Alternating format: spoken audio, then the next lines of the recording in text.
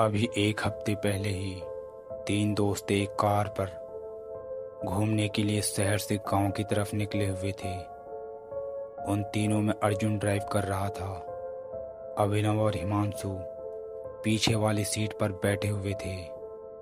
अभिनव एक अच्छा wild life photographer था जो गांव में जाकर वहां के जंगली जानवर और लोगों की फ़ोटो लेना चाहता था। इसलिए अर्जुन और हिमांशु भी उसके साथ घूमने के लिए निकले हुए थे। सफ़र काफ़ी लंबा था तो उस गांव में पहुंचने से पहले ही उन्हें रात हो गई। अब उनकी गाड़ी हाईवे की सड़क पर दौड़ रही थी। उस समय रात के 1 बज रहे थे। तभी हिमांशु ने अभिनव से पूछा, अभी कितना और दूर जाना है?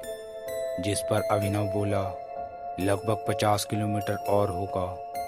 ये सुनकर हिमांशु बोला, अब तो पेट में चूहे कूदने लगे हैं, बहुत जोरों की भूख लगी है। अगर कहीं कोई ढाबा सड़क के किनारे दिखे तो गाड़ी रोक लेना। इतना कहने के बाद हिमांशु और अभिनव को नींद आने लगी और कुछ ही देर बाद वो दोनों सो गए। वहीं अर्जुन को भी अब नींद के झोंके आने लगे। नींद आने की वजह से अचानक उसकी कार की स्पीड बढ़ गई। तभी अर्जुन की नज़र सड़क के बीचों बीच पड़ी, जहाँ पर एक औरत और उसके साथ उसकी एक बच्ची खड़ी थी। औरत का चेहरा मायूस लग रहा था और उसकी बच्ची के शरीर में कई जगह पट्टियाँ बंधी हुई थी। वहीं स्पीड ज़्यादा होने की वजह से अर्जुन ने कार से उन्हें टक्कर मार दी। टक्कर मारने के बाद भी अर्जुन ने वहाँ पर कार नहीं रोकी, हालांकि वो डर से बहुत ज़्यादा काँप रहा था। उस टक्कर से उसके दोनों दोस्त भी जाग गए थे। हिमांशु के पूछने पर अर्जुन ने कार के सामने एक जानवर के आने की बात कही। थोड़ा आगे चलने के बाद सड़क के किनारे एक छोटा सा ढाबा आ गया, जिसके साइड में ही अर्जुन ने गाड़ी रोक ली। अब तीनों कार से उतरे और ढाबे की तरफ चले गए। उस ढाबे की टेबलों पर पहले से ही कई सारे लोग बैठे हुए थे और सभी की प्लेटों पर मांस रखा हुआ था, जिसे वो लोग बड़ी गंदी तरह से खा रहे थे। ये देख उन तीनों दोस्तों को बड़ा अजीब लगा। वो भी जाकर एक खाली टेबल पर बैठ गए। हिमांशु खाने का ऑर्डर देने काउंटर पर गया। काउंटर पर बैठा आदमी किसी मांस को छुरी से काट रहा था, जिसने हिमांशु के बोलने पर उसे बड़ी अजीब तरह से देखा। तभी हिमांशु उससे बोला, भैया खाने में क्या है? जिस पर वो आदमी उससे बोला, इंसानी मांस, यहाँ सिर्फ इंसानी मांस मिलता है।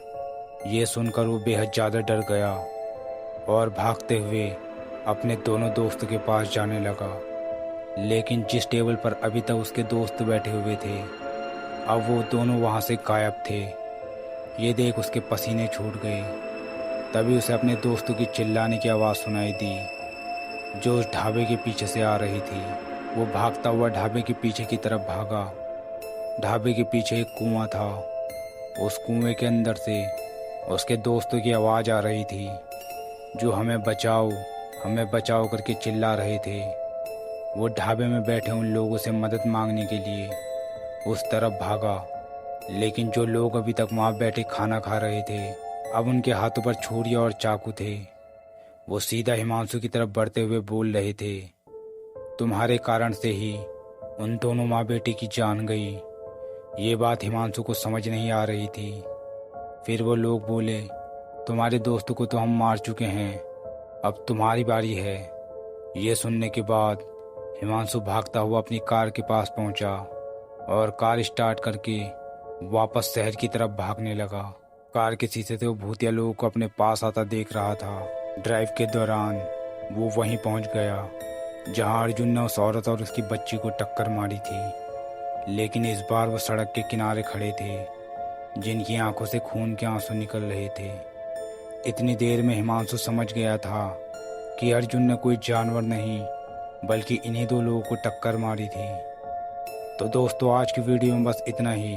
अगर आपको हमारी वीडियो पसंद आई हो तो वीडियो को लाइक करें, चैनल को सब्सक्राइब करें, साथ ही बेल आइकन को दबाकर ऑल पर सेट कर दें, जिससे कि हमारी आने वाली वीडियो का नोटिफिकेशन आपको सबसे पहले मिल सके।